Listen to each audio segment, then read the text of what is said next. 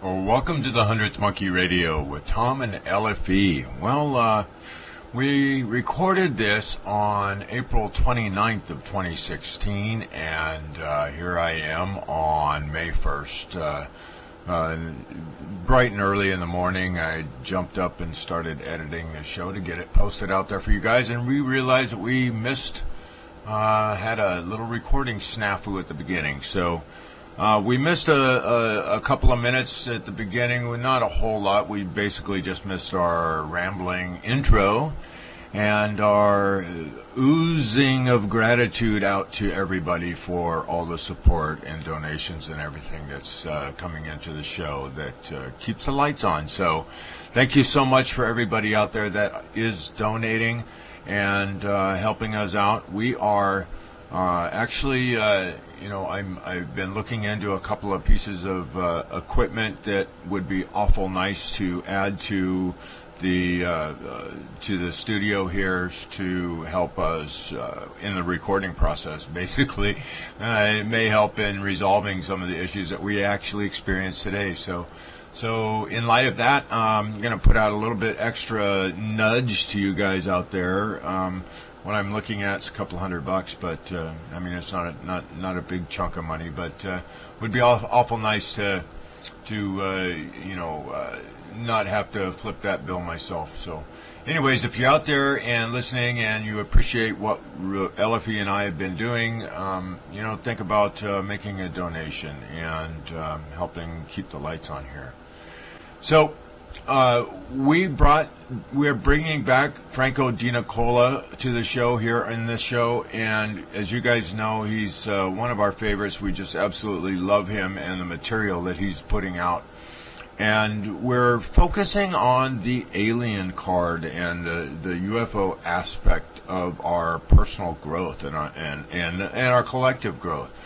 We're trying to put that piece of the puzzle together and sort some things out and see if we can't come to a little bit deeper and better understanding of what that means to us. How does that reality and how does that truth affect the way that we grow, and what are the things that we experience along the way to getting to that knowing or that truth for ourselves.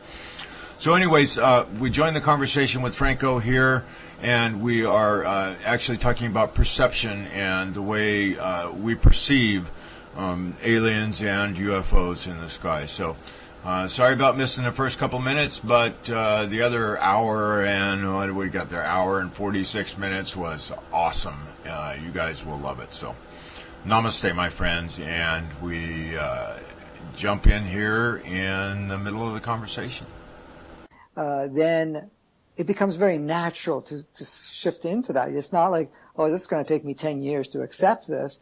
It's like a light bulb comes on. It's like, oh, it's always been there, and I really can play with this.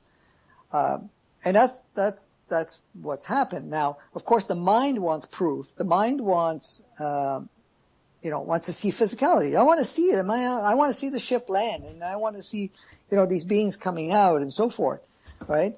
Unfortunately, there's the other part of the program. Until that deconditioning or deprogramming takes place, there's an automatic reaction of fear because they look different, right?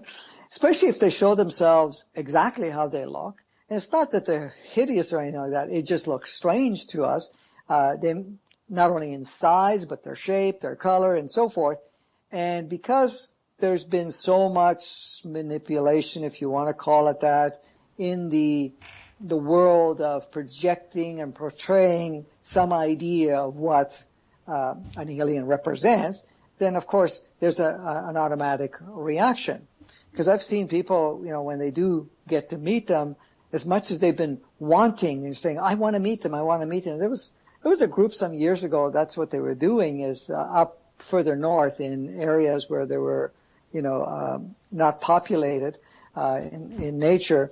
They would show up time to time, and right. There were some facilitators that would actually take them up there, and they would go through like a 1-year process to get ready, to clear their baggage, to be able to be open enough, because most of them won't communicate unless, or even invite you to show up there if you're going to react.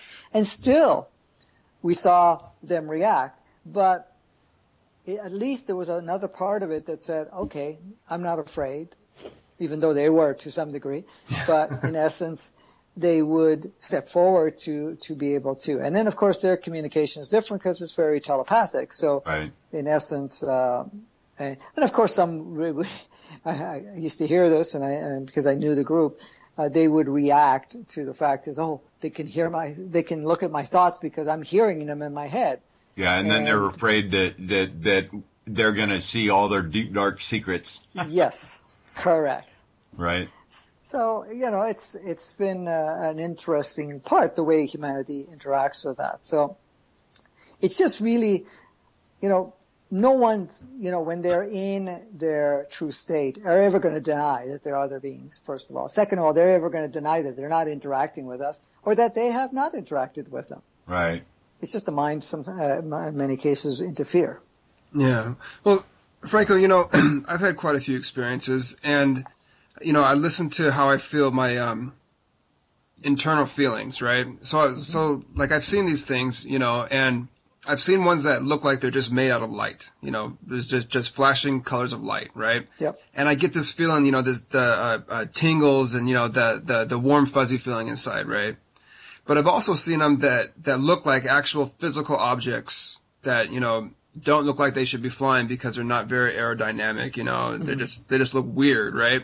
Yep. But I get I said before I get an ominous feeling sometimes when I see those ones, the actual physical ships. So, I'm just kind of curious on what your take on that is. And, is it my own roadblocks why I'm getting the ominous feeling when I'm actually seeing something physical and not so much when I'm just seeing, light? Yes, because there's a reaction. It's not so much a roadblock. It's like you have a filter, and there's a program within the filter that will react a certain way. So it's kind of conditioned, and it's handed down conditioning. So it's you that's going to decondition it. And that becomes through, your own opening up, but at the same time by your exposure to them and noticing that you don't need to feel that way. They do overwhelm, and I know that because in essence, even in the beginning, many years ago, at first, because you come into a physical body, it has already certain conditioning and program taken on from the family dynamics and taken on from the lineage and so forth.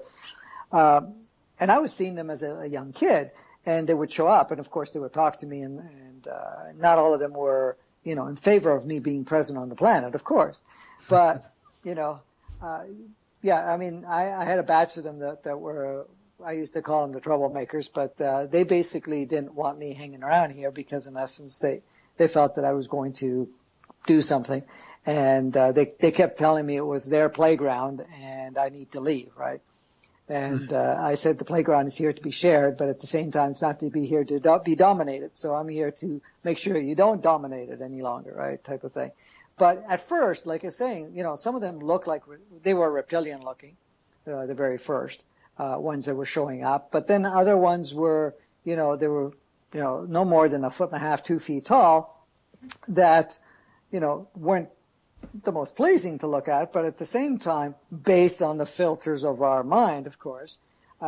So I did not appreciate them in the beginning, but then I got used to them after a little while because I got the deep knowing inside superseded the filters and the reaction, the automatic reactions that would have originally come out. So I didn't have a great fear, but there was like, ooh, okay. Here they are. Right. Yeah. So there was a body reaction. There was more of a body reaction, and the mind would kind of react to a certain degree, but then it's going, why am I afraid of them? They're just another aspect of me, right? I know that feeling exactly. There you go. So what was your very first experience like? I mean, do you recall your first experience? Well, I was quite young at the time. I was about 2 years old when they first started showing up, for me anyways. And at that point in time, it was like what I was saying earlier, they didn't really want me here. So they kind of made my life rough. I'm going to go, I don't know if I should go in this area or not for you guys, but, I may be shaking things up a little bit.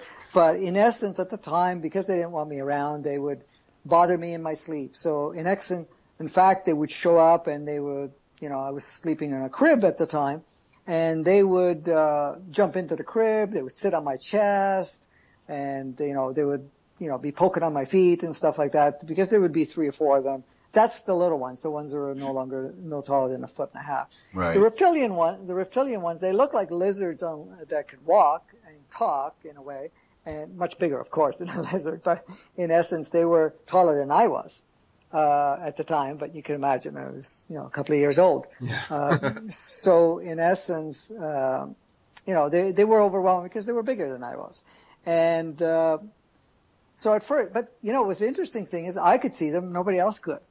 But most of the time they would show up when most people weren't around. But if there was somebody around, for some reason they couldn't even look in that direction. So they made sure that they weren't. So at first they bothered me. They annoyed me to a degree where, they were, taunting me, not taunting me, but, bothering me so they wouldn't let me sleep, or the fact that they wanted to stop me from breathing and so Right. forth. That was my very first ones. And then I came to the realization, wait a minute. You guys have no power over me, and I don't give you any opportunity. I don't give you permission to play with me. So I'm going to do what I came here to do, and you have no say over the matter, and that's it. And they would leave. And then after some period of time, they stopped showing up in those occasions. But then I had others that would show up that were very, like you were describing, light beings. So they had the whole outline of a full physicality, but they were transparent, they were bright, and all these waves of colors going in. Those ones were like the masters to me in a sense, because when the communication was with them, they were, kind of instructing, they were sharing certain things and so forth. And those ones I really liked. But then there was also the grays that would show up, and they were very nice too. So, but that was later on in the years, as I was going older. And then they've always been in my life one way or another. And Right. You're hearing this for the first time. I don't usually spread this information. So they have been in my life for a very long time. And now it's different because, in essence, they do show up. Sometimes at an event, I would get a whole, 20, 30, 40 of them show up, and sometimes there's a whole room full of them. But in essence, most people can't see them because they go into a frequency that most people can't see them. But then I'm also involved with work with them in behind the scenes. That I do quite a bit of. And I don't work directly with them, but it's like a teamwork. They prepare certain things, and then they say, okay, can you take over and do this part? And I go in and take over that part and do my part, because in essence, certain the work that I needed to also have a human experience and a human understanding to be able to reprogram certain operating systems. And of course, I go into their, their meetings that they have at times when they're reviewing the various things that are playing out. I've been on many of their ships and so forth over the years. Even in this physical form, I would leave the body and then end up on their planets. Or actually, I end up in their ship and they take me to their planet. But so for me, it's been very a natural occurrence back and forth, and still today, it's the same thing. The only thing is the last couple of years, I've had less and less interactions. That means I don't see them every night. I would see them once a month, once every 3-4 months or something like that. But lately, again, the last few weeks, it's been a little bit more often. But, it depends on what's going on. Right. So that's been my personal experience. I mean, of course, it depends on many other people, what experiences they have, because Right. some people, go into abduction, they call it, where, they get into that belief system and so forth. That is very rare, because I asked them directly over the years. I said, do you really abduct people? Because I don't really ever see that. And they said, no, that's usually it's the governments that, stage that for people Right. and so forth. So it's not us. And if there is an abduction, it's not even an abduction, it's a request. And the request is done. Now, of course, the mind may interpret it slightly different. The request would be, but their higher self would have to agree, and then they won't do horrible experiences on them. They would basically, at that point in time, monitor their physicality or look at how they would respond to certain things, because they use them as, how they do testing and so forth. They would expose them to certain thoughts, expose them Right. to certain elements and so forth, and just see how the body reacts so that they can get an idea of how to approach the, more people without stimulating the same effect, right? So stuff like that they've done, and I've seen them work that way and so forth, and there have been negative beings, but very few Well, I of think them. Go ahead. I kind of see the most of it when if they have one of those types of experiences for whatever reason, when they come back and they become aware of the fact that they've been in a ship, that they were taken into a ship for something, and the conscious mind, the third dimensional conscious mind, what we have on this side, is not aware of the fact that it's an agreed upon thing, and their initial programmed reaction is that it was against my will, so it's evil. So upon top of that, they start building the big story starts being written about everything that happened. And, anyways, that's kind of the way I see it. So Yeah, absolutely. People that come in and have these reports on the abductions. Anyway. Oh, absolutely. And the thing is, too, even when they start off with maybe a small story of it, Right. It's reinforced by others that have had stories, Right. and then they feed on each other. And then, of course, there is propagated media input of one form or another that reinforces it. And then, as much as they feel, well, they took me against my will, that's what the ego mind's idea or perception of it. The soul, higher self said, no, we're okay with this. We're looking for the whole here. We're looking for the oneness here. So we want to benefit. And I know that my contribution will be highly beneficial for the advancement of humanity. So therefore, I'd love to be a participant here in one way or another. And there are many souls that, and even at times at a mind level, that's saying, listen, I would love to participate and see how I can contribute. Right? But it's like you said, it's the mind that will respond by the story, but then the stories are reinforced by other people's stories that have had somewhat experience with their interpretation, and of course, then it becomes, fueled, and of course, what else is being put in books and movies and so forth, that they all, infuse and increase the intensity. So all of a sudden, it's like, oh, you had an experience that kind of felt okay, it just felt like, oh, that's a little bit weird. Before you know it, it's like, oh my God, I got abducted, and right. Right. The snowball. Yes, absolutely. And then, of course, there's drama attached to it, and of course, many people still feed off the drama. So it's the attention. Yeah. Mm-hmm. So, Franco, how much of this experience do you think is how in terms of these different entities? Do you think that that the way that we perceive them is in their physicality, or do you think that they're projecting, a physical form into our awareness to help us easier? Something that we're more apt to believe or accept. Yeah. Many cases, and that's, I would say, more the majority at this point in time, they present in ways that we can accept it, so that we will not react. So they implant, when I say implant, it's like they transmit into your mind, and that way that you can see them how you want to see them. And not so much how, but what is acceptable, but also enough to be outside of that, say, well, this is just another human type of thing. So you do that so that they don't startle you or create you or have you, react in that response. So there, many cases are like that, and even when for example, I'll just give you a simple example just recently. This happened within the week. And, so I was called into a meeting, and, I hadn't hooked up with them for a little while now. And meanwhile, while we were there, I asked them, I said, what was going on? Because in essence, they had said that, planet Earth was on a review. They were trying to work with all the different beings to decide what levels of unfoldment that would assist humanity to progress without falling back into, the density, because a lot of people have fallen back into the density to some degree. maybe not be able to stay there, and but at the same time, enough of that. So there's been a review, and they said they're going to unfold a new, roadmap, if you want to call it that, in May sometime. So they would let me know what that would be. But at the same time, while I was there, I mean, they look very humanoid to me. I can tell they're not 100% because they don't carry the same coloration, but they have the shape, the face features and so forth, and the body features, but it's not exactly.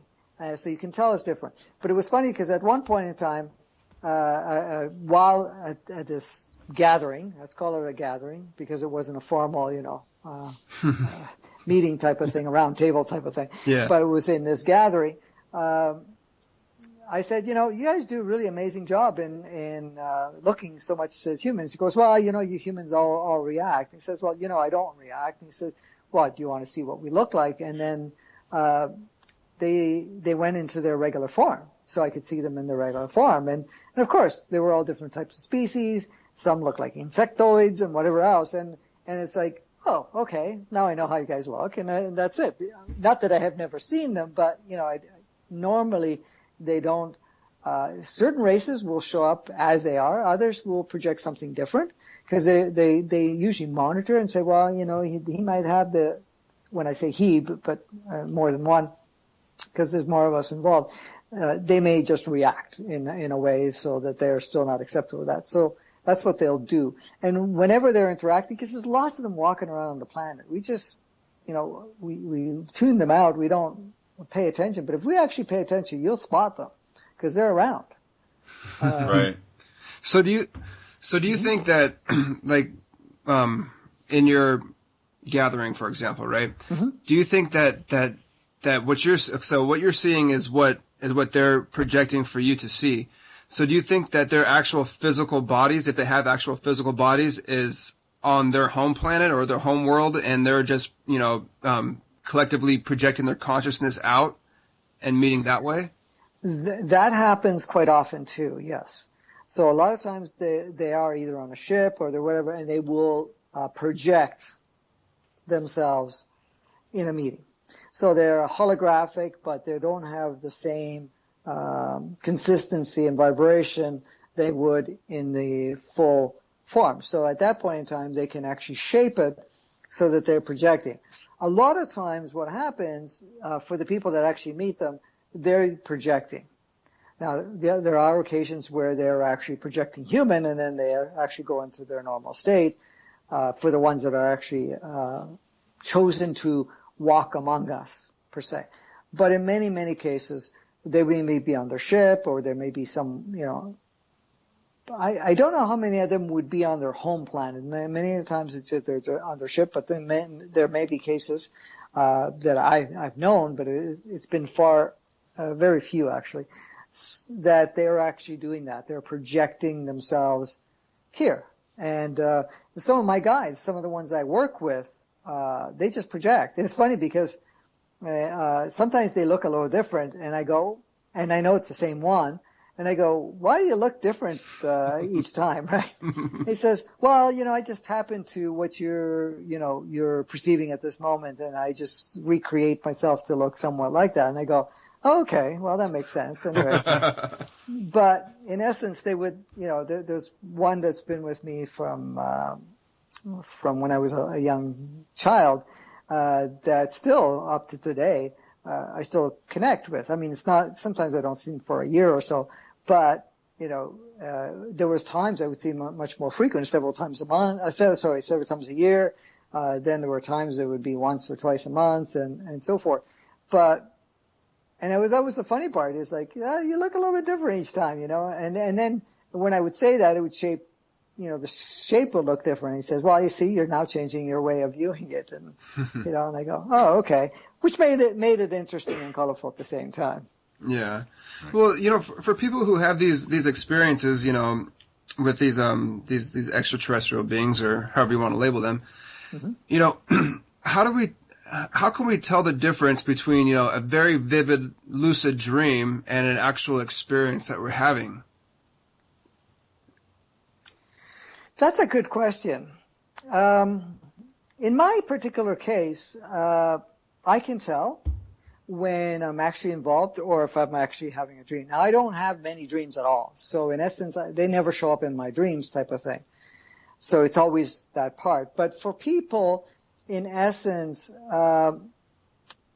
you can kind of cross the line there because in essence, could project in your dream state because that is the place you're much more acceptable in meeting up with them rather than, seeing them in a way where you're seeing, oh, this is my reality and you're stepping into my reality. In the dream state, because the ego mind is not so involved in it, it's a little bit more open to it.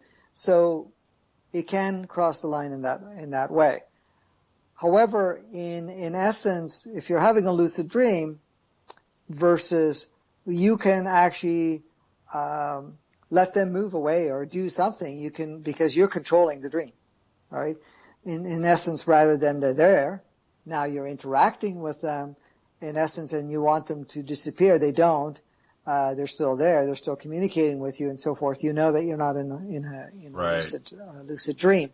So, but at the same time, at times when there's a lucid dream component coming in, there's going to be situations where, they'll, because you are the host of those visions in your dream, you can kind of block out certain parts of it.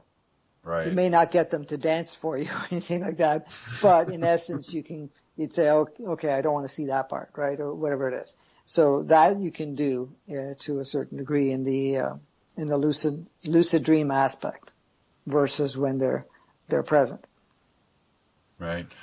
So I've noted, for what the majority of people who have looked into this subject out there, the UFO community, Mm-hmm. there's three primary groups that have been pointed out. There's that true alien extraterrestrial from a different solar system, from a different planet, that have traveled here from elsewhere. Then there's the Black Project UFOs that are out there that are reverse engineered craft that are flying around out there in the skies. And then there's another element that isn't quite as popular as the other two, but it's the already pre-existing culture on the planet, maybe the inner Earth or something along those lines. The group that left Earth and colonized Mars, or they're on the moon, or wherever. But there's that evolved culture from here, that breakaway society from our history that is still here. And so I guess I'd like to get your opinion on all three of those different groups. And if we could, let's start with the inner Earth type group. What are you familiar with and aware of as far as a culture and a civilization that evolved here on the planet and stayed here through our last, I guess the flood was the last major cleansing of the surface of the planet, and the reemergence of culture and civilization on the surface? Well, they've remained, and they've created a society. They've created an energy field. They don't interact with humanity at all, practically. However, they are still part of it. They rarely come to the surface, rarely interact. But at the same time, they are a very powerful contributor to not only consciousness, but their own vibration and so forth that keeps the stability for planet Earth. So in essence, planet Earth, its stability is from, the dwellers of the inner Earth. But at the same time, it doesn't have just one particular species, because there are many, many ships going in and out all the time that interact with the species that are, have been here for a very long time. And so in essence, they're probably the least that we have interactions with at this point in time. The others, basically, the black opt, whatever you want to call it, that they're kind of the shit disturbers. They're the ones that basically have been, utilized to create, more fears and more polarized, darker energies, if you want to call it that. Right. And they're utilized that way.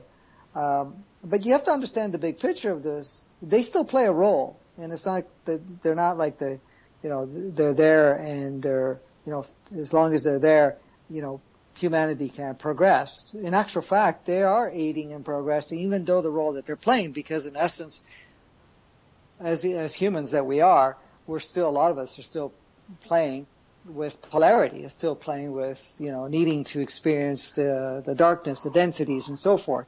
So they facilitate that part. And then, of course, you have the ones that are, directly involved in making sure that we do not go over the edge in regards to, say, nuclear reaction or nuclear attacks or whatever it is in that respect, or the fact that we don't allow certain levels of wars like World War III or anything like that, but also maintaining a certain stability and also working in raising the consciousness. So a lot of them will embody and so forth to intermingle with humanity, and while doing so, contributing a higher consciousness and sharing and information and so forth. And others are projected from other locations, so that in essence that they can still, participate and assist in any way they can. Right. So they all play a variety of roles.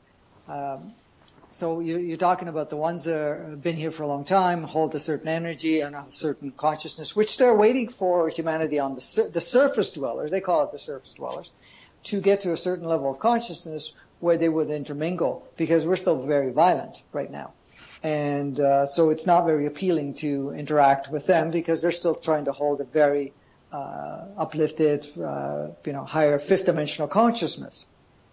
And even if they do come to the surface in some cases, they're not always seen by all individuals, because in essence their holographic expression, their physicality is at a vibration. If you're not, in that spectrum, you won't really see them. They're there, but you won't see them. You'll notice that as you become more conscious, or another part of you opens up, you can actually see more than you have been able to see before. Right. So that group there, the one that has been here for a long time, is the one that bothers me the most. Okay. I take a look back. If this culture has been here for thousands and thousands of years, so they were the apex of the last great civilization on the planet, whether it was Atlantis or whatever it was. Mm-hmm. Now,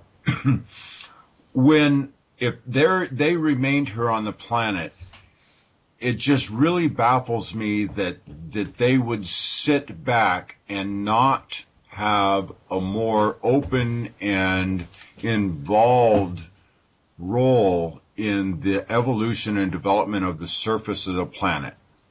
The people and the cultures that were developing after the floods or after whichever cataclysm, that they would not take a more active role in that evolution, that growth. I mean, it just seems like the learning from the school of hard knocks or struggle and separation. The big one is separation.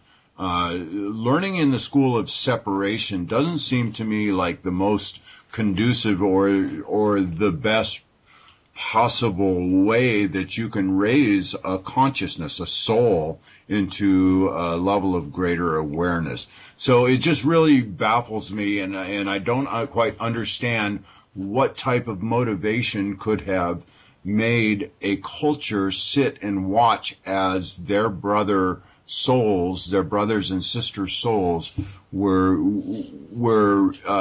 sent into a world of hardship. Well, the thing is, no one's been sent anywhere. Everybody shows up because they choose to show up. Now, I can give you the answer for that, because in essence, we've had these conversations years ago.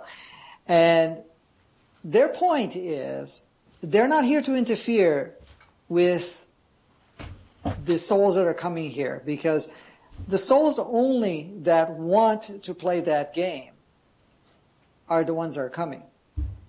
So in essence, it's like if we're going to change the playground, then all the souls that wanted to come here and hold a certain collective experience will not be able to do so. And this is the reason why beings have not exposed themselves much more. First of all, because of our reactions point. But the second part is they're not here to fix us. They're not here to interfere with our own personal growth, because it's really, really important for how we develop through this hardship. Because it is, as much as it's challenging, it is also quite experientially expansive in the way that, and this is how it was explained, because I've had these conversations years ago with them, and they said, well, we're not really here to interfere. We're not here to take away the experience. And there is a collective that masters or chooses how the planet is to run. We only make sure that they don't go to a certain level where they extinguish themselves, so that they can actually finish. So it's like, we're going to let you in the school, and I'm going to let you play with matches, but we're not going to let you burn down the school. Yeah. Right? And even though that's happened before, in this, it was an agreement that no, we can do whatever we want to do, harm ourselves or whatever it is, and play that role, but we're not going to let you destroy the planet. So that's as far as they have been allowed to, and including the ones that are the inner dwellers, they basically honor, respect the fact that the surface dwellers come here to have this type of experience. Now, it is true that it is in a wrap-up mode. So, in essence, we're getting our fill of playing the game the way it is. And, yeah. And yes, basically, putting it lightly. Yes. So, in essence, as more souls are in their physical forms, they're saying, okay, enough of the game, because we're done with the game. And they're not judging the game because of the game. The game's a game, right? They're not going to say, well, you know, it's a horrible place. They see, hey, it's an experientially rich place, and I've had a lot of fun here. However, I'm also choosing no longer to support that, because we're no longer choose to play with that. Now, some of the ones that evolved a lot quicker and have not chosen to say, well, I'm going to stick around, I'm done with this, but I'm going to stick around to facilitate in one way or another, they do leave.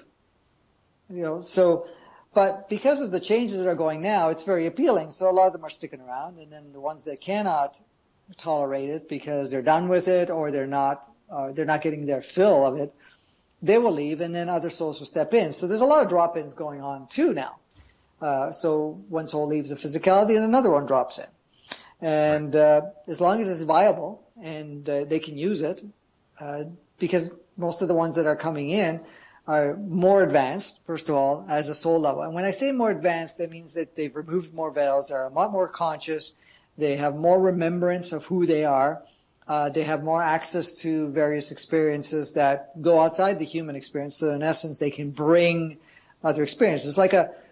It's like somebody living in a certain country or town, for say, let's bring it close to home, and never going anywhere, was born there, raised there, and doesn't go anywhere. But then if you get somebody that's maybe born there, stayed there for a while, and then traveled internationally all over the world, came back, the person that's coming back is much more experienced, much more open, much more to contribute to the people that they're interacting with. It's similar to that. So these souls that have been, more enlightened, if you want to call it that, have been having more experiences, they're the ones that are embodying some of the physicalities that become available, because certain souls say, okay, I'm out of here, I'm done. Now, Of course, that's not all, but the numbers have increased now than ever before.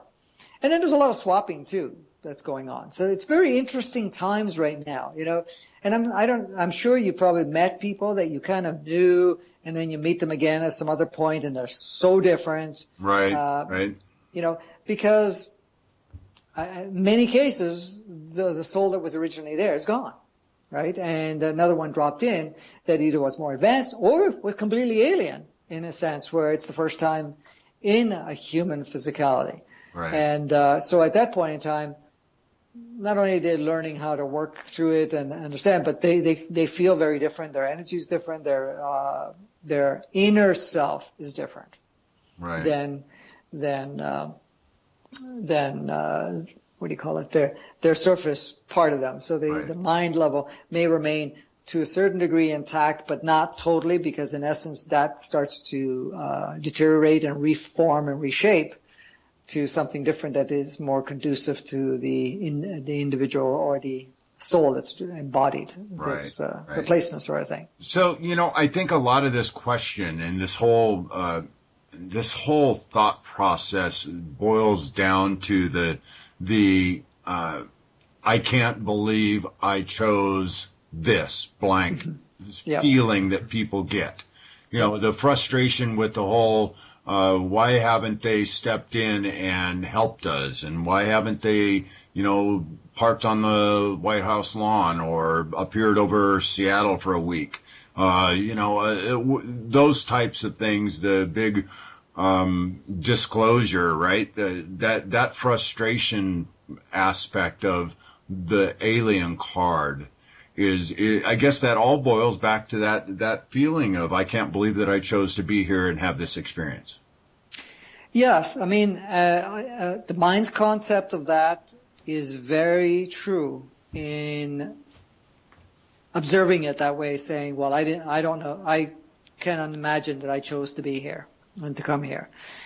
However, their higher aspect did choose to be here and has the freedom to come and go at any point in time that it chooses to do so. And at the same time, it also chooses to have various experiences in specific forms. Right. Now, yes, I can understand, and that's a conversation that's come up many times before. It's like, why are they not stepping in? Well, they're not here to disempower us, because in essence, if they fix it for us or make the changes for us, unless it's completely collectively agreed upon, then they will not, interfere. They want us to grow up and figure it out ourselves. It's like, us having children, for example. And if we're cleaning up their room all the time and we're always, cleaning up after them and whatever they do, we're always, making sure that they are never harmed, they do not progress. They do not grow and learn. And we disable them in one way or another. And then I've seen this before, and this is in human concept. I've seen this with people where, the parents have been so attentive, but not only attentive, but they protected their child so much to the point where when they grew up, they get angry at their parents because they didn't allow them to make mistakes. They didn't allow them to learn from hardships and so forth, and the fact that they were angry because, well, you never gave me a chance to grow up, or whatever it may be. And it's the same thing in how the souls would be at that point in time, saying, well, we're so close, but now you have to interfere. Right. So they are, on the back end, doing quite a bit. But at the same time, it's really creating an opening. So it's like even the work I do is, if you go into, for example, you're connecting to a collective mindset. And when I say collective, we're talking pockets of collective. We're not talking about the whole planet. Pockets of collective. So you look at how somebody responds. So you may have option A and option B. So you go in there and you modify it to create an option C. But option C is much more conscious, much more aware. And but it's implanted there. But it's up to the individuals as they're on their journey to execute plan C. They may continue to execute plan A or plan B, but at some point they get to a point at plan C and all of a sudden they go through a major shift and it's like, aha moment, if you want to call it that, because now they can see it. So there's a lot that's there that has been put into a collective consciousness that is ready for us to access, and many are. I see stuff that I've put in there 10, 15, 20 years ago as adjustments in the consciousness, and now you hear it so many alternatives, speakers and so forth that talk about all this stuff, saying the exact implanted thoughts that you put into the collective as Plan C coming out. Right. And it's amazing. And sometimes they go, wow, okay, you finally see it because it took many years before that happened. So in essence, there's a lot that's there to make our journey, let's call it that, to make our journey much more open and viable for us to progress forward. However, it's not going to carry us, because if it comes along and says, okay, we're going to wipe out the government, get rid of all these, controllers, get rid of all the armies, get rid of all of that. Yes, I mean, we'll scramble for a while because in essence we'll feel unfamiliar ground. But at the same time, did we actually learn how to actually control our own reality, or did we have our reality adjusted for us so that we had less to deal with? It's like, no, I want to do it myself. I mean, I'm sure you guys have experienced it yourself as well. Yeah. You want to help them, and they say, no, I want to do it myself. I really like to do this myself, because when I figure it out, man, I'm going to be much more skilled or advanced or whatever you want to call it. Yeah. So are these extraterrestrials also higher dimensional as well? And I'm kind of thinking so, but also, are we having contact with extraterrestrials that are on the same level as we are on this third dimensional realm?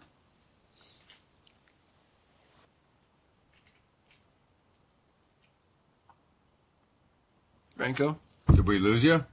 Oh, sorry. I think I must have muted myself. Oh. Not really. In essence, because, how can I say it? Even lost my thought now.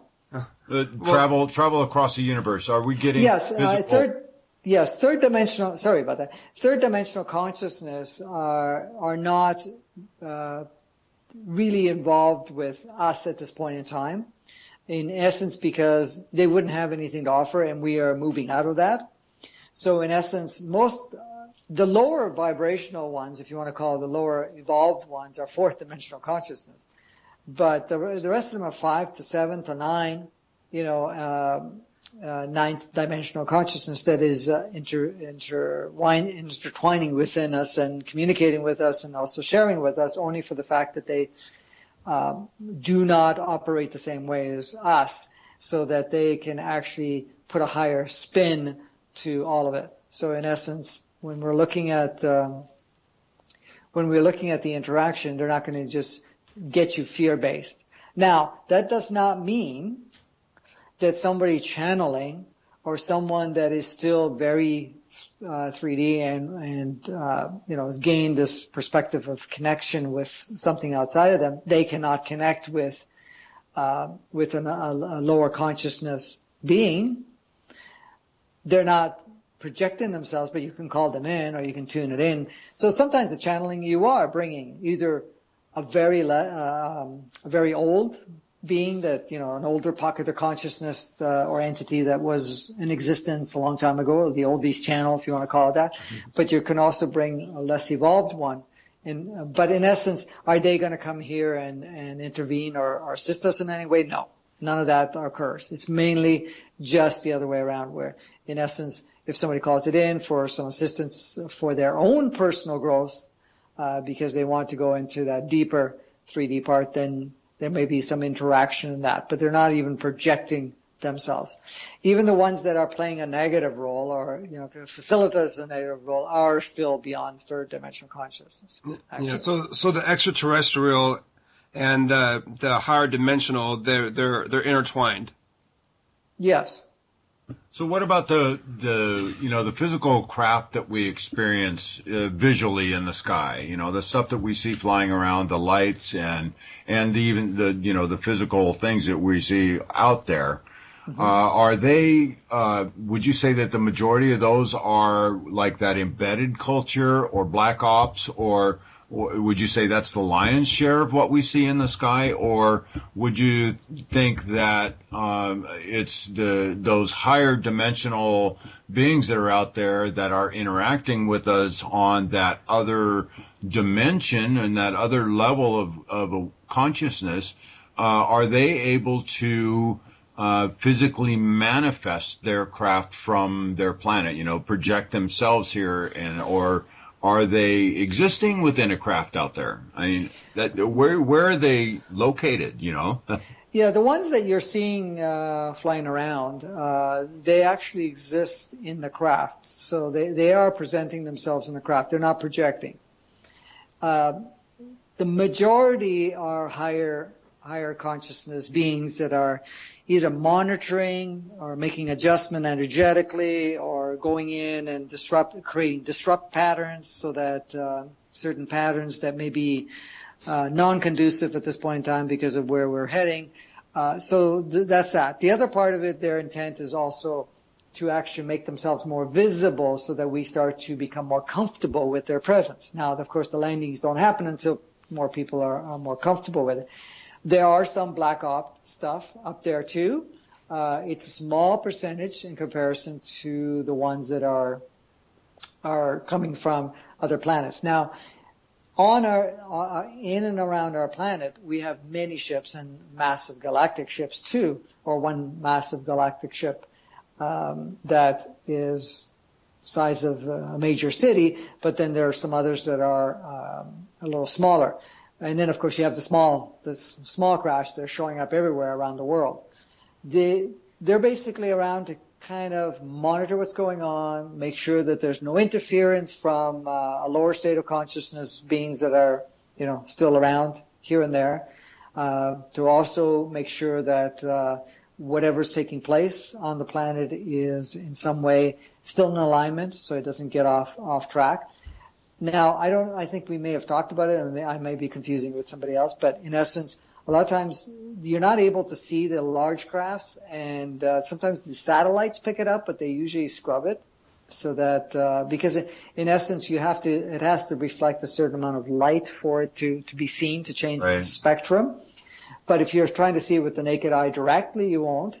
But one of the key things, and I don't know if you guys ever noticed, that if you're outside and you're looking in the sky and you see all the stars, there are going to be occasions, and I don't know how many times that would have happened in your particular view, you viewing outside, that you would see certain sections of the sky would have no stars. Yeah. Right.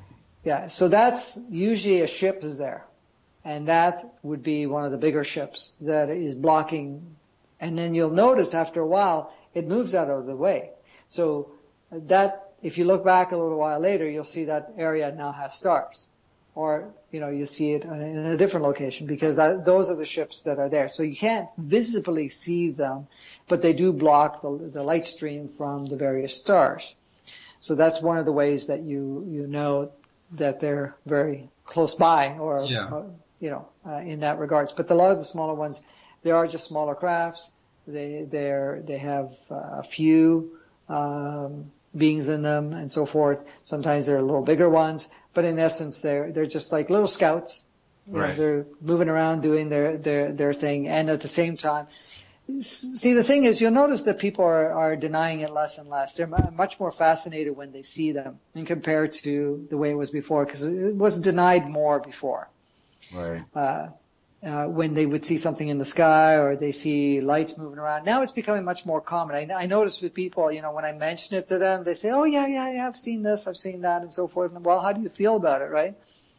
And a lot of them say, yeah, it's really nice to see that, we have visitors, that we have, our friends around, type of thing, where these individuals in the past would not only not want to know anything about it, they would be spooked to death about it in the fact of, what the heck are they doing here? What can they do to us?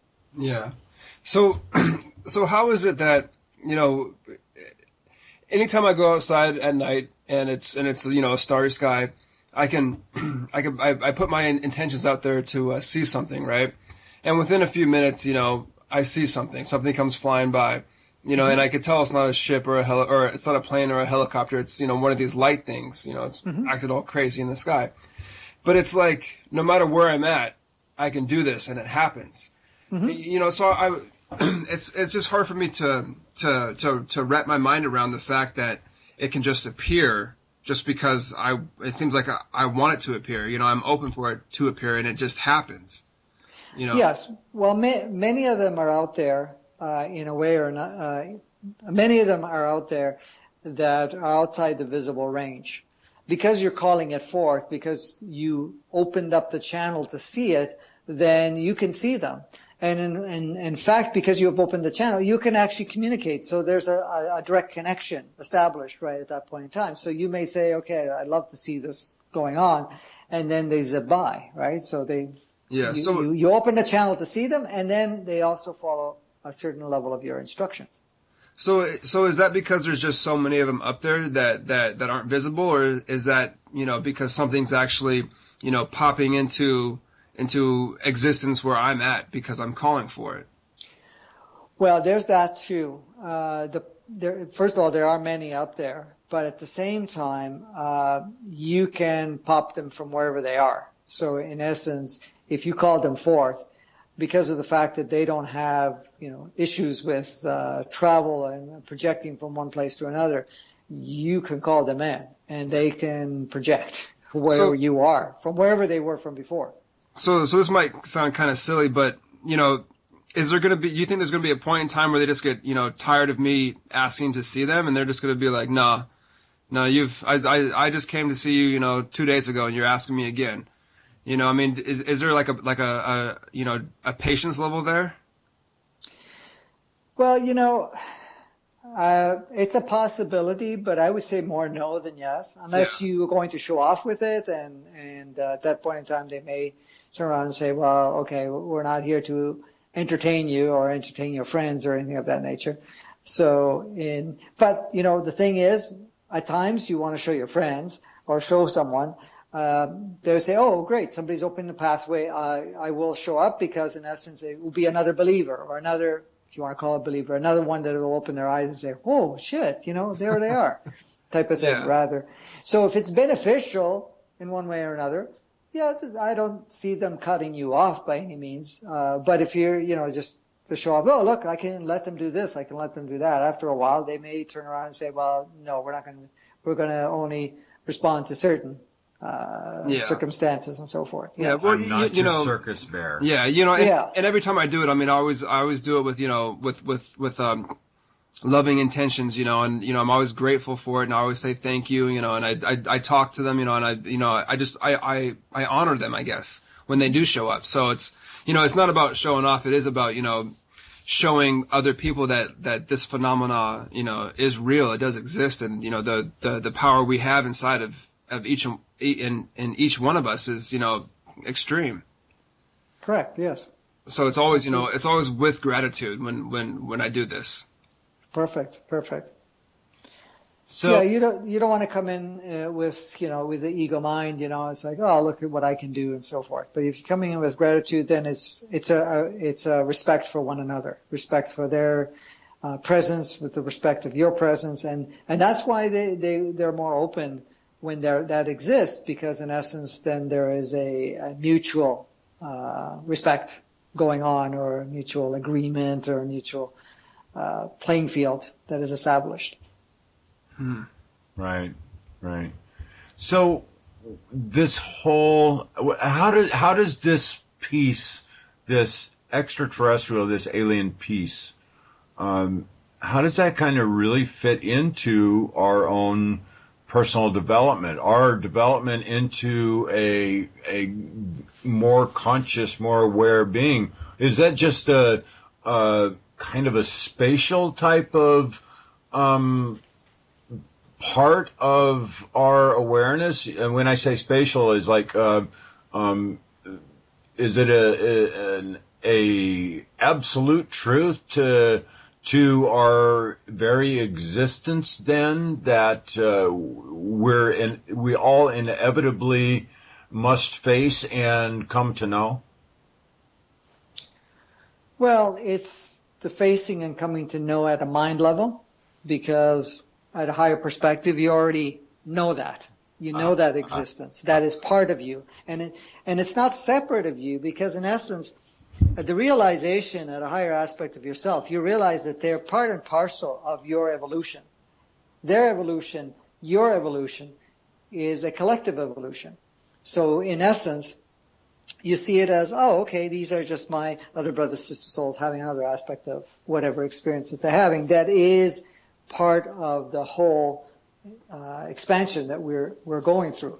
So in essence, that's the part. The other part of it is when we are exposed and open up to them, there's a further remembrance that goes beyond us being this human form.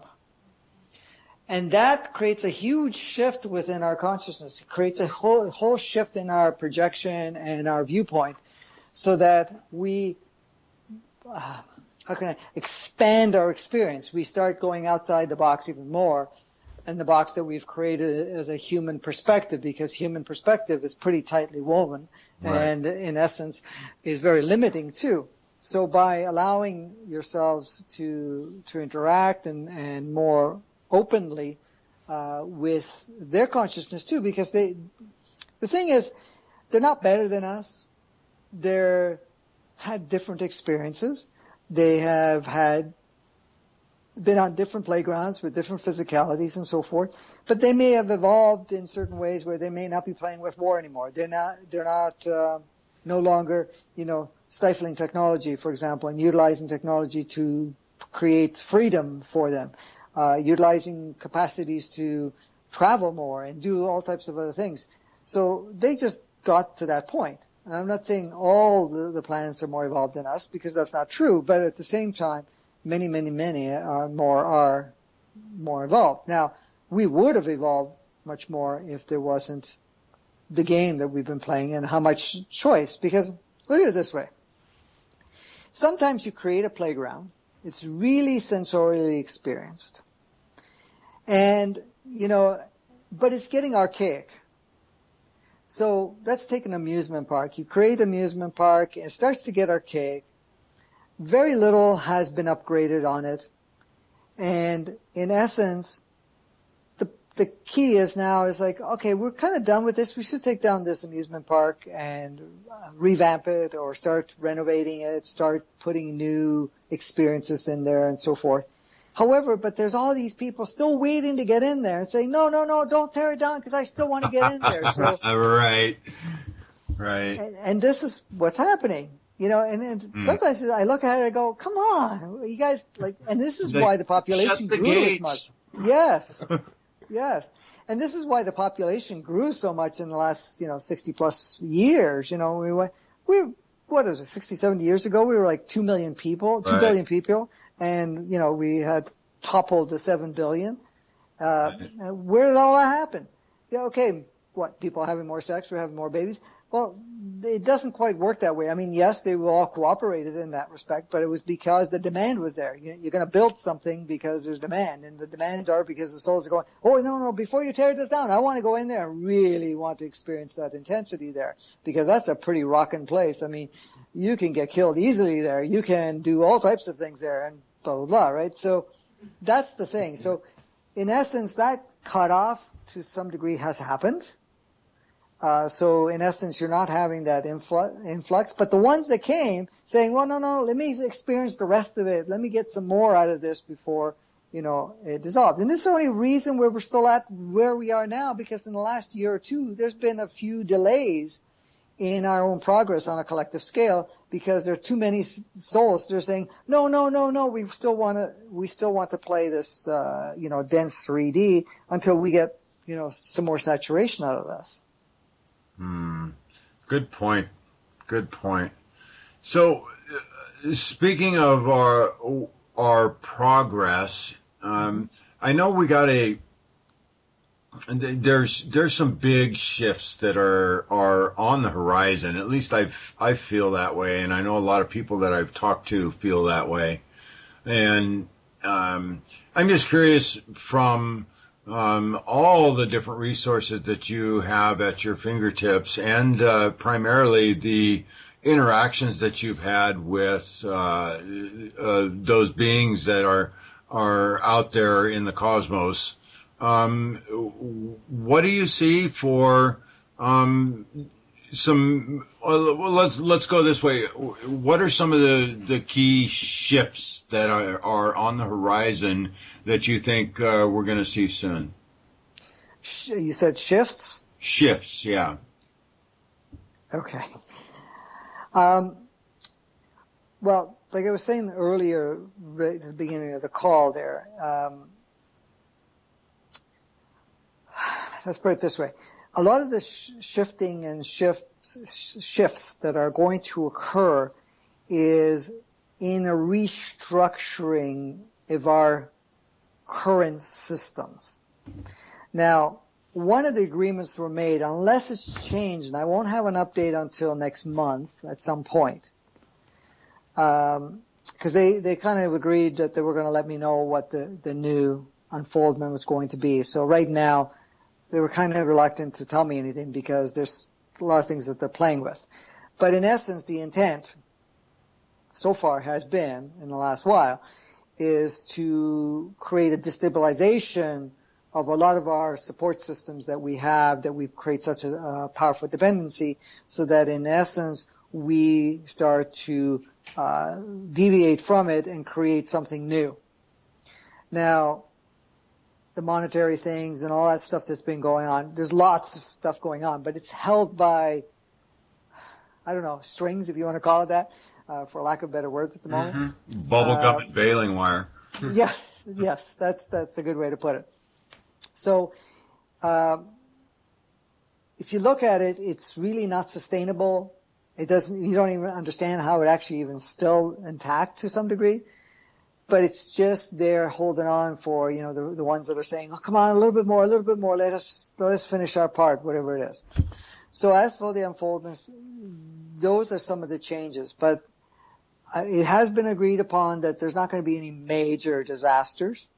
There may be an influx of smaller ones and a few changes here and there, but I can't state what they are, because in essence, the planet is on a reevaluation at the moment. Humanity and the planet is on reevaluation.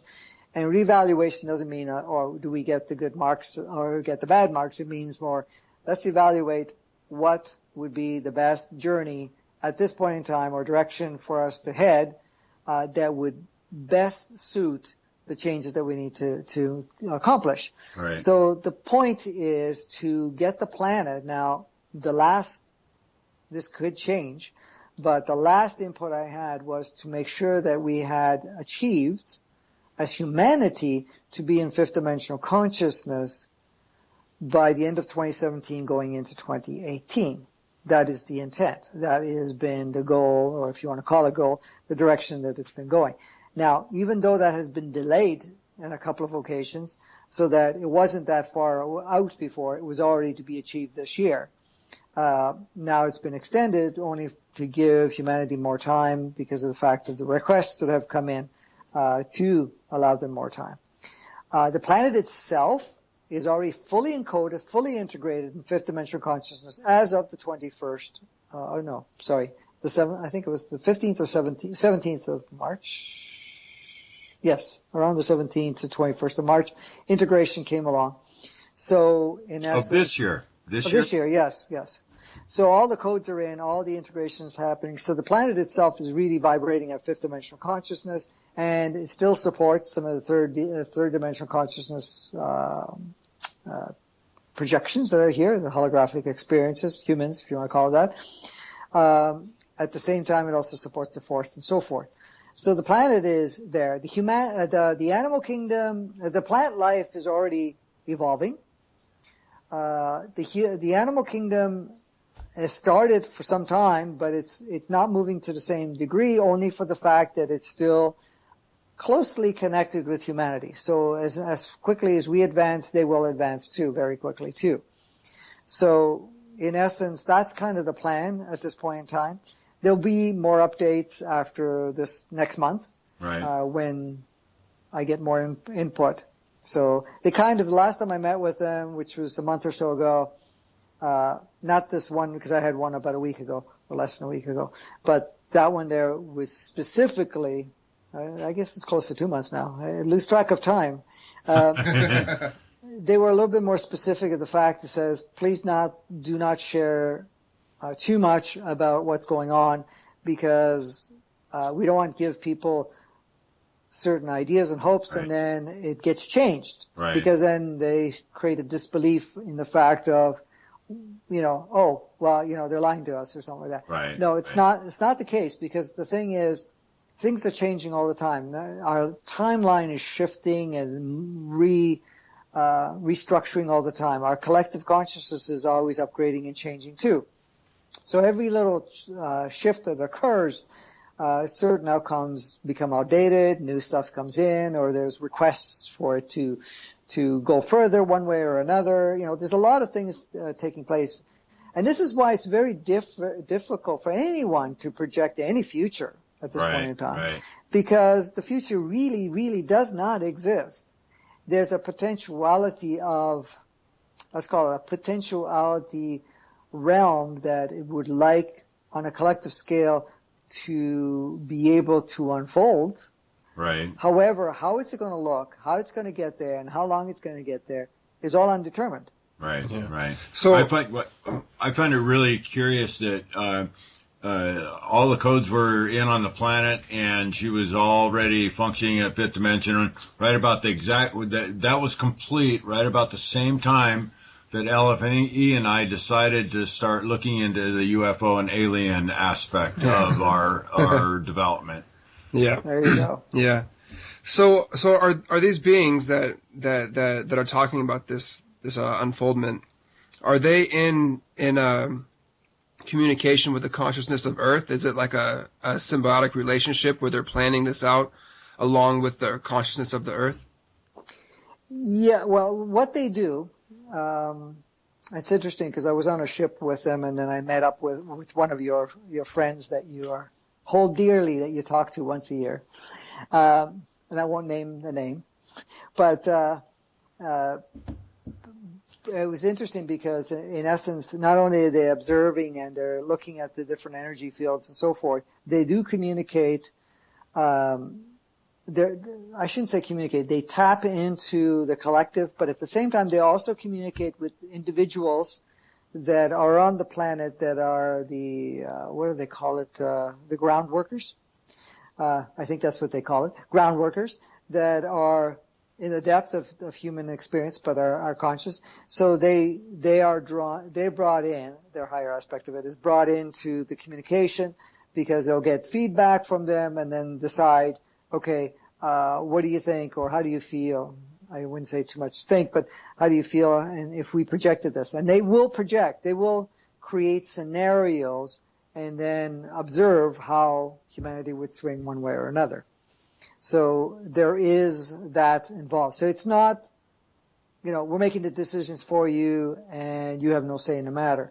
They have, except the ones that are playing very low states of consciousness are not really even caring about it at the moment. So in essence, they don't want to be involved, but the ones that do are more evolved and are participating much more actively are invited to that. Now, for myself, and there are other individuals on the planet that are closely tied into what's going on because of the fact that we're involved with we have a lot of input into it, but my input, even when I provide my input, is because of the interactions I have with everybody and the human experience, because I'm deep into involved with everybody, because that's what I do. So my input, they look forward to it, and I'm not the only one. I just don't want to make myself exclusive by any means. But there are many, and even like yourselves, maybe without the remembering at this point in time, invited to sit and chat and to find out what your perspective is and how you feel if this happened versus that happened, or if we test run this part, type of thing. Right. Yeah. There's much more interaction than we are aware of. Oh man, I know I've met quite a few people here on this planet that I swear to God, they're alien. Some of them tongue-in-cheek alien, oh, that guy's just so weird, he's got to be from another planet. And jokingly, right? And then I know that I've had interactions with those that after the fact, in retrospect, I get that knowing. It's like, oh my God, That was one of them. There's no other possible excuse or reason that could have happened except for that to be one of them. Absolutely. I think that happens much more often than most people realize. Mm-hmm. Oh, yes, absolutely. And then the thing is, as you become more open, you come to that realization more. We call it angels, right? Yeah. So Franco, do you think that these same entities that you're communicating with, do you think that any of our political leaders across the world, or any of our corporate leaders or anything like that, do you feel like they have any contact with them as well? Normally not. Not the ones I've been connecting, because I've asked them that question. I said, because I know some of them do get contact, but they're not from a higher state of consciousness being.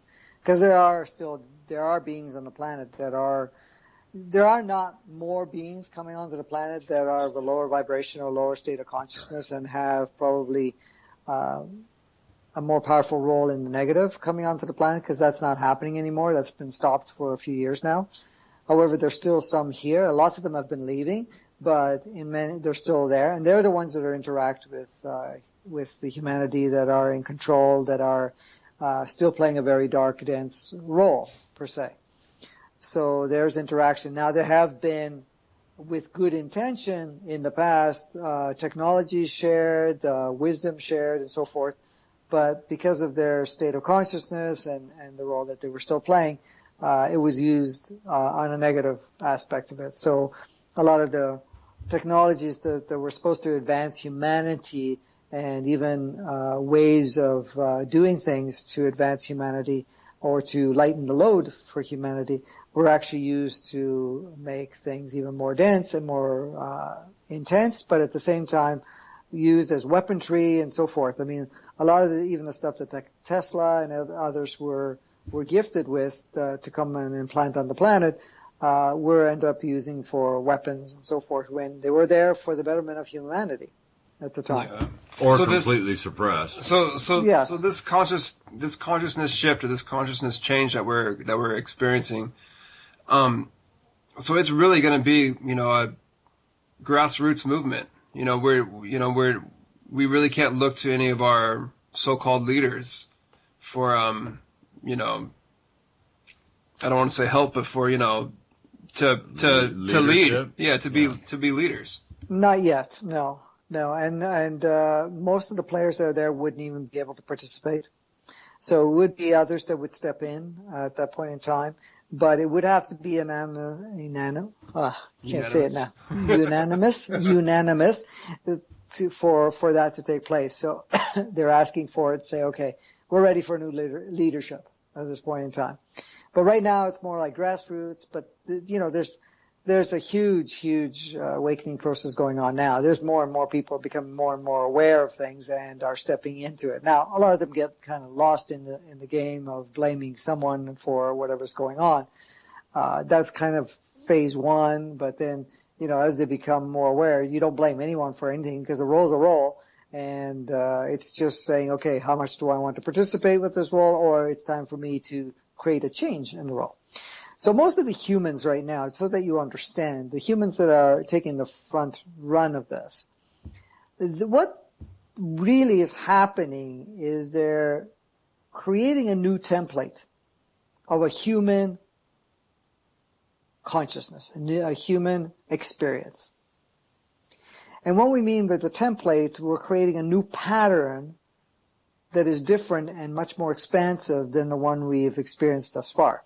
Meaning not only bringing more awareness, but seeing that we're all beautiful individuals, aspects of ourselves, that if we assist each other, that we will advance much more. And not only will we advance, but we'll enjoy the experience in a different fashion than the enjoyment we've had thus far, where we've been in the polarized world.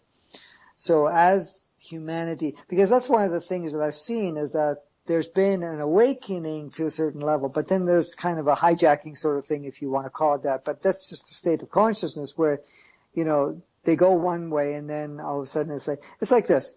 You start to realize, oh, we're being manipulated, or that in essence we've been lied to, or that, we're being suppressed with, say, for cures, for technologies, for better well-being, or that we're, convinced that money is a necessity, it's part of life and so forth, or that we have to have the haves and have-nots, you come to realization, or the fact that you're in ownership because you have a birth certificate, or ownership because of, that you're registered somewhere or something like that. And you come to the realization that none of that is true, that in actual fact, we're still sovereign beings, and now we can do really what we want to do, and that the control structure is, trying to keep us asleep or keep us in a certain pattern and so forth.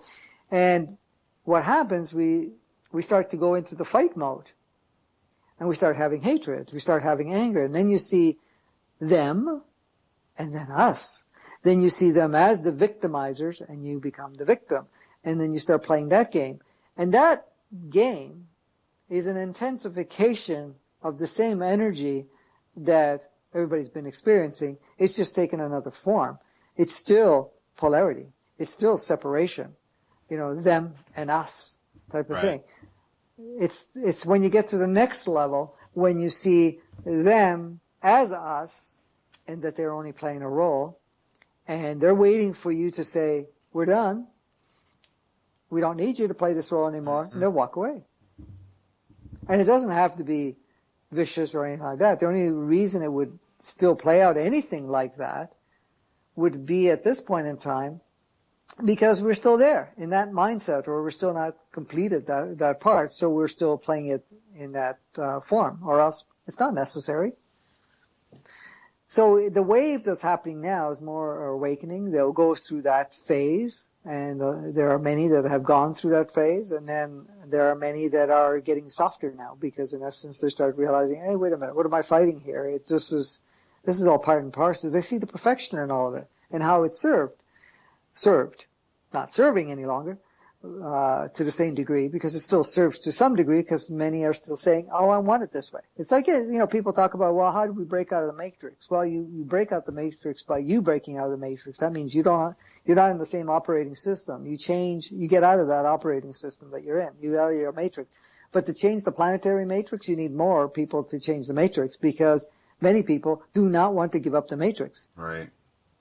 How many people, if you see, I can't remember the movie, but where they were showing the fact that they were given the opportunity to get out of their illusion of whatever was playing, but the majority didn't want to get out of the illusion because they didn't want to see outside of that illusion, because they're kind of still enjoying it. Right. So that's kind of where we're at. There's a big fear of the unknown. Yes. The fun part about this is that there is the feeling of being fed up, frustrated, and disheartened by what's going on. But then there's the other side. Well, if we let this go, what is it going to look like? How am I going to manage? And look, I invested all this time in this game, and I'm going to lose the opportunity? Like even the whole idea of stepping in. I'm sure you guys realize this. This whole idea, we got to get rid of the money concept and all that stuff, because it's just a concept that's made up for slavery, whatever it is, whatever it's labeled for. But it's, it's part of the game. Trying to mention that to a lot of people. Most people say, what? I worked all these years, I've saved all the money. I'm not going to be But I'm going to retire next year. Yes. I'm not going to give up all of this and be equal with everybody else. You'd be surprised how many do that. Right. Say that, right? But in essence, the moment you let it go, then you have even more. But that's our concept that the mind still has a tough time and struggles with it. Yeah. And that's just one. So here's one that I've thought about, and I'm just curious what your take on it. We've gotten craft. There's crafts that have had accidents in our history, in our past. I mean, the Roswell type event where there has been an accident, and whether it was brought down intentionally or it was pure accident, I'm sure it's both sides of that spectrum. Correct, yeah. I've looked at some of the things that have happened on the planet in the last 20, 25 years, and some of the research that I've done and things that I've heard from other people, and I've started I'm kind of putting two and two together, and I'm not exactly sure what I'm coming up with as a number. When I look out and I see the black ops stuff, it's obvious that there's that ridicule factor out there where they try to completely steer people completely away from any direct understanding or knowing of something outside of this planet, and taking into account the craft that have been taken down, and there's been stories about our radar actually being able to disrupt their gravitational fields enough to be able to take them down. And then I look at the chemtrails that dropping all this metal in the atmosphere, and things like HARP that have the ability to completely energize the atmosphere. And I'm wondering if there was some motivation behind the development of all those things to create kind of like a planetary shield, something that gives us the ability to block any craft from coming past a certain point in our atmosphere. Am I hitting on anything here at all, do you think? Or yes, am I just you are. a wild story together? No. Some of that is happening. Well, a lot of it is happening, but how much is it affecting the ships? In some degree, they are at times, because in essence, if we can show that we're tough and we can shield ourselves, or that we make it impossible for them to show up on the planet and so forth, maybe they'll just go away, type of thing. And then we can continue to play our role and reign over the population and do whatever. So the chemtrails play various roles. One, again, it's genetically modified, or not genetically, what do they call it? GMOs. Geoengineering our climate and so forth. There's that part. The other part is being used to manipulate or to utilize and bring into these chemicals into the bloodstream and to the operating system of humanity, so that they remain asleep more, that they can be more influenced one way or another. And the third part, with HARP and so forth, you're putting enough metals up there so you can create an electrical grid sort of thing, where it makes it difficult for them to interact or even to surveillance, or not surveillance, but, I guess you can call it surveillance, surveillance the area and so forth. And also at times, their ships are affected. Some of the crashes that have occurred in the past, they weren't so much that they were shot down or anything of that nature, but there was an interaction with certain things that took place. I don't know all the details. I can't even remember them now, because they were shared with me many years ago, and my memory doesn't always go back that well. But in essence, it was, some was their error of misjudging the energies of the gravitational pull, or their entry point, and because they're used to certain energies to be there so that they can keep their craft floating. So there's been particular occasions of mispiloting part of it. There have been occasions they've been shot at, and they still do at times. They shoot either with beams, they shoot them with weaponry, and stuff like that. In most cases, they are pretty shielded themselves, so they're not able, to be interfered by that much. But a lot of times they will scatter and leave the area for a while, leave the because they're more concerned about the fact that by doing that they may, end up causing problems on the planet itself. Right. And of course, if they see that they're utilizing that, they're more concerned the fact that we may disrupt our environmental functionality, if you want to call it that, to a degree which will, cause even more disasters on our end here. So it's very interesting how they do that, because you look at it and a lot of the storms and what we call natural disasters have been provoked, directed, and utilized by those technologies.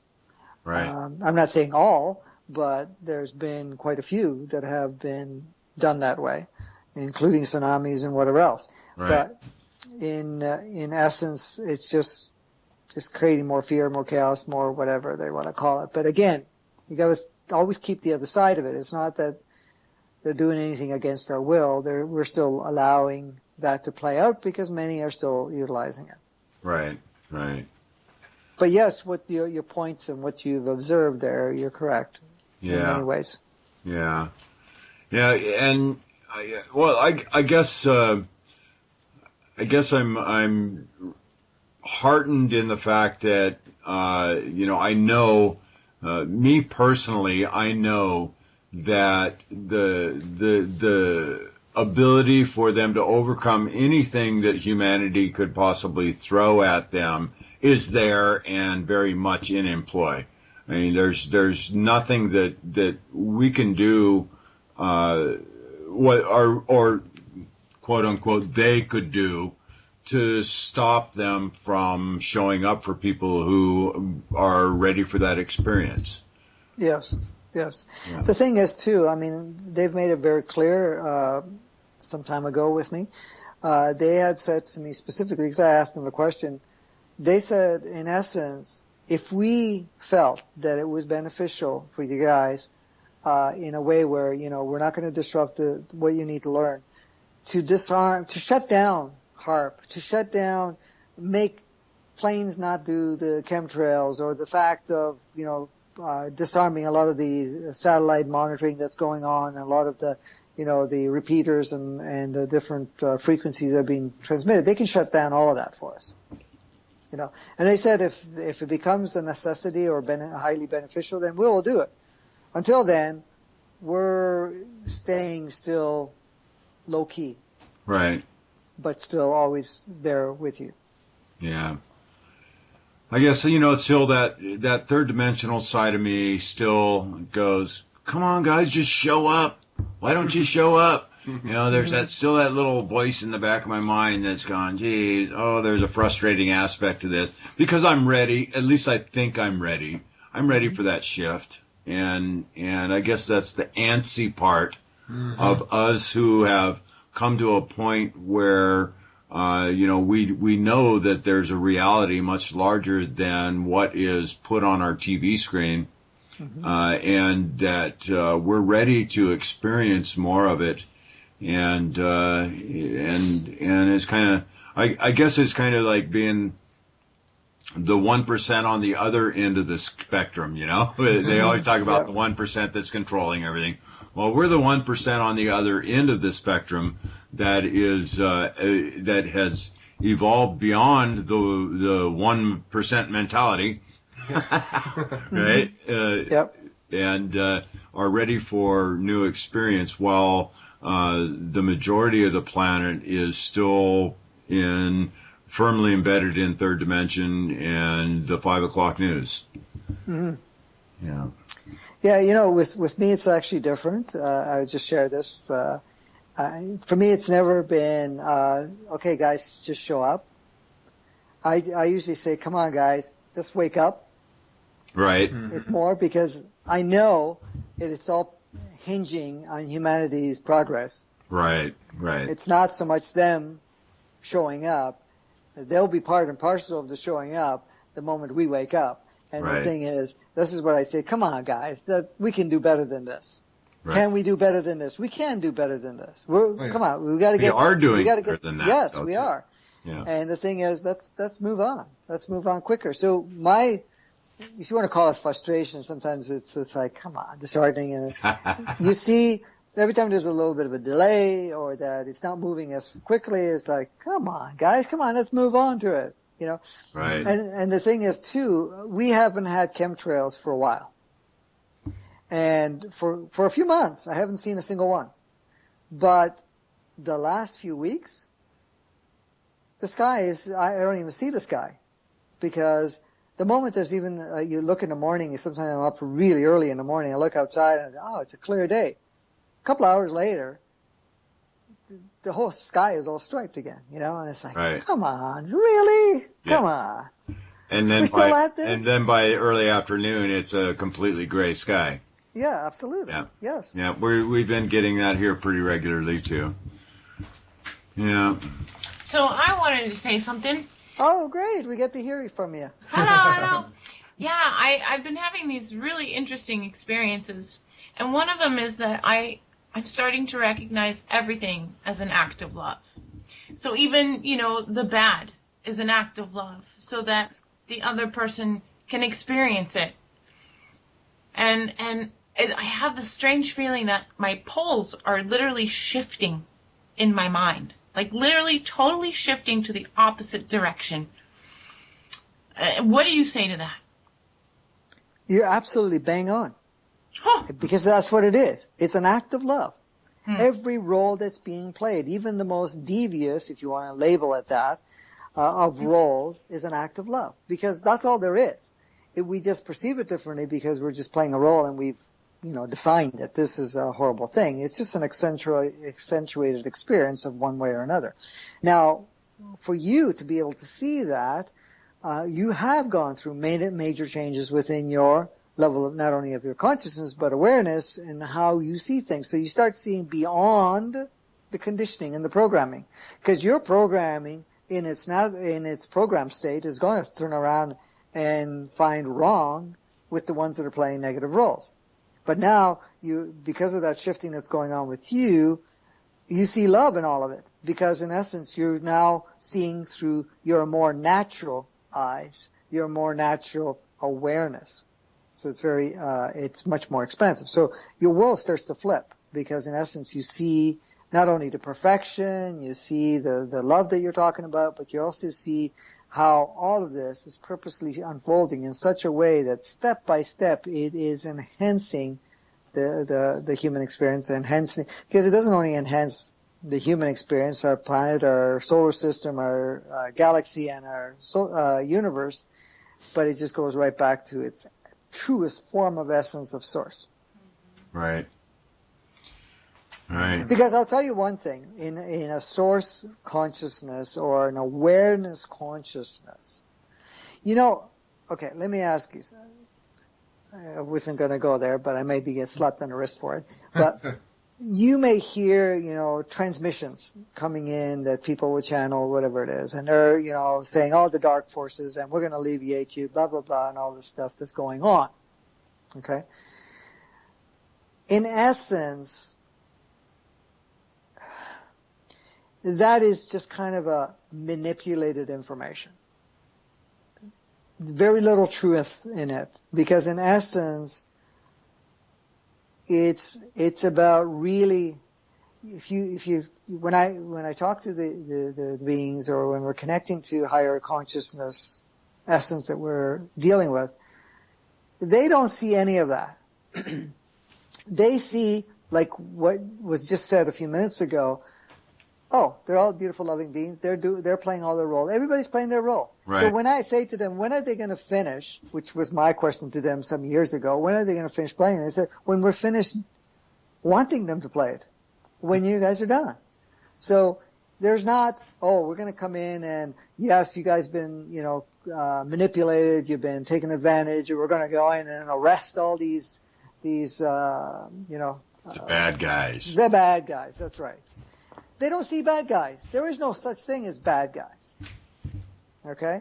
As strange as that is, they don't. And to me, it was interesting when I first encountered that part of it, because, I always knew it inside to a certain degree, but it was nice to get it from them directly and say, hey, listen, you guys are still playing what you're playing, but there are no bad guys. They're just playing a negative role to enhance that polarity that you guys seem to be still drawn to. Right. However, we're not going to let you go too far, because it causes a ripple into our playing stream. So in essence, we're going to still tune it down to some degree, but in essence, so the one thing I came to the realization, and this is my realization from everything I've experienced, the moment we're all done, those bad guys and the good guys, they're going to high five each other and say, Right. "Hey, man, that was an Good excellent show, goal. man. Good show, fantastic. You really played your part," and so forth. And now you're done. So we're all done. Let's go and now play something different. Yep. Yeah. 100%. 100%. Only the ego mind likes to judge and Exactly. compare and separate and to create polarities. Exactly. Well, I think this is one of the only planes where we have this complete of a separation from a full awareness of source, of our connection. Well, there's a bit of truth to that.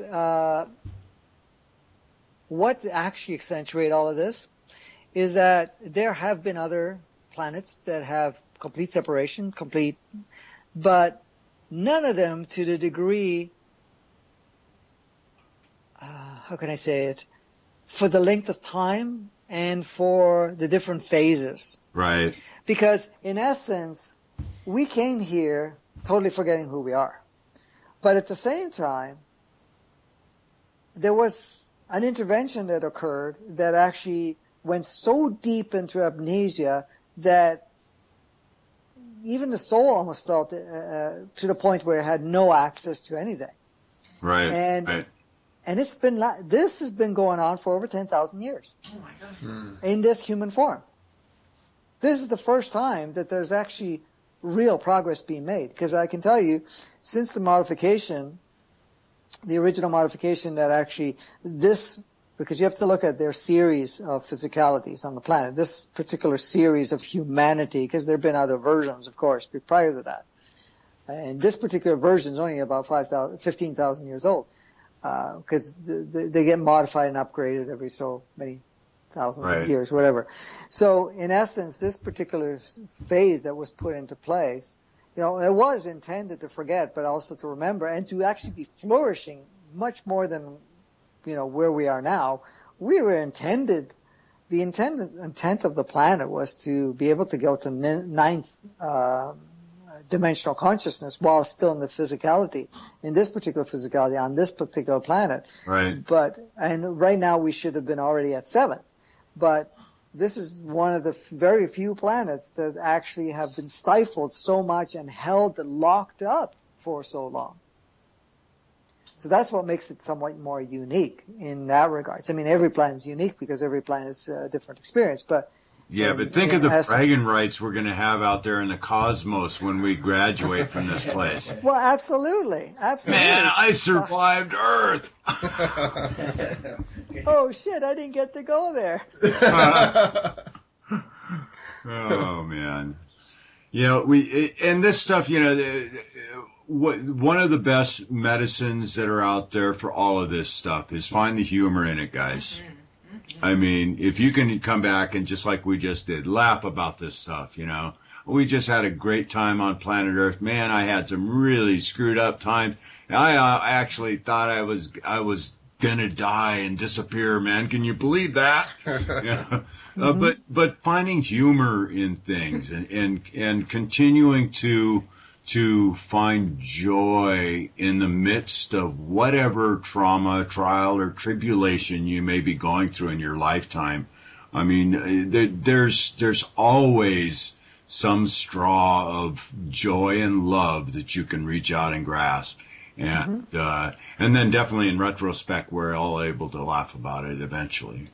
Oh, yes, absolutely. And there will be no judgment about it. You're not going to feel bad. There's no regret or anything like that. And you say, wow, that was awesome, Yeah. Here I am. I decided on this planet Earth I wanted to get this thing called cancer. And then I went through the routine, and they cut me up, and then they put poisons in my body, and then they put these radiation through me, and then I died. Wow, that's a pretty interesting way to treat someone coming up with some, little disease of some sort, Yeah. What a pride. Yeah. And then come in and get schizophrenia. That's the house of mirrors on that ride, right? Schizophrenia. Absolutely. Damn, Franco, man, it has been awesome having you on the show again. And I have just thoroughly enjoyed and gotten some my own personal growth in this conversation tonight myself. So, and thank you for being readily available for us to talk about this element in our development. Yeah, well, you're getting a lot of information that I have not really ever shared with anyone. So you guys are kind of the first. Yeah, I'm not saying that I'm going to grateful. open the can of worm and keep it going that way, because that's not my intent. But it felt right to share it with you guys. Hopefully, what was shared and the discussion was, to what you expected or Perfect. beyond. It was nothing exactly what I expected. I didn't come in with any expectations at all. So it hit right on the mark. Okay. It's always perfect when you don't expect anything, right? Yeah. That's true. Yeah, but it was very good, Franco, and you did definitely answer a lot of questions and give us a lot of good insight, and I'm sure all of our listeners are going to be very, very appreciative and grateful for that too. Right. FrancoDeNicola.com, and all the links are everywhere you're going to be listening to this at. Mm-hmm. So, Franco, what's coming up on the schedule for you? You got anything planned for this summer? I have 2 retreats coming up. One's in June and the other one's in August. The one in June I'm doing with another friend of mine's, James Fu. And the theme of that would be creating the new human template. Now, that's going to be done at a retreat center, but it's also going to be live streamed. So people internationally that cannot attend personally will be able to be live there through live stream. So that's available. And that's near the end, I think 24th, 25th, 26th. We'll have that posted on our website very shortly. We're just finishing off the page. We have ran into some snags with it, preparing it, because there was some stuff that came up with the place we were going to hold it at. They were going through a rebranding and redesigning of the place, so they were running behind, and then they changed a lot of things on us, so we had to kind of re-sort things out. So that one's coming up in June, and then the one in August will be somewhat of a repeat and upgrade of last year's one retreat again. So it's a Friday. Both of them are Friday evening, which, we start Friday evening right after dinner, and then it goes into a full day Saturday, full day Sunday. You stay over, or you can choose to drive back and forth. It's up to you what you want to do. But if you're live streaming, it's, again, all 3 days or 2.5 days are being done. So the other one, the theme would be on letting go, basically teaching people how to deprogram themselves, to access, old programs, old default responses and so forth, but also let go of a lot of the stories, so Right. that in essence what you're doing is you're enhancing letting go of the third dimensional consciousness that you've embraced. And there'll be some tools, there'll be hands-on stuff, there will be live clearings done and so forth. So that's in August. Again, it's the second last weekend, the weekend before the long weekend for the Labor Day. So that will be there. That will be also posted shortly, as soon as those pages are repaired, which hopefully by the end of this week will be done. So those are the first 2. There will be some more shows and things like that. So if you register on my website, which then you will get email notifications of all stuff that comes up. And even when we do a show like this, I will be posting it and sending it out to our mailing list, knowing that, with the link to get to your show, so that they can hear it. But of course, I do other shows too, and I also will be doing our own show. And that being the case, there's a lot of resources, and my intent is to create more tools for people to maneuver through all of this. So it's not only just information, but to help people empower themselves to make changes in themselves, because that's really what happens. I mean, even the tools we provide, it's really about them making the changes themselves, and the changes because they're ready. They're ready for those changes. They're ready for another experience.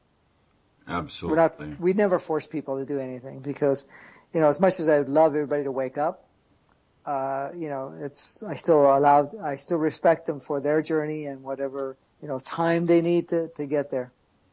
Yeah. You got to be that way. right?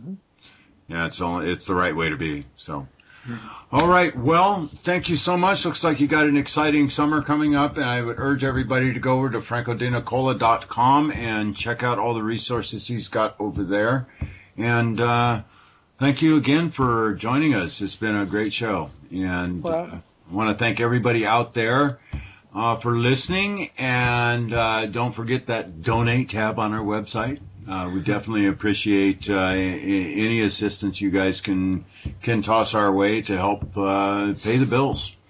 So, much love to everybody out there, and we'll see you guys on the next show. Condemnation without investigation is the height of ignorance. Change the way you look at things, and the things you look at change. Namaste, my friends.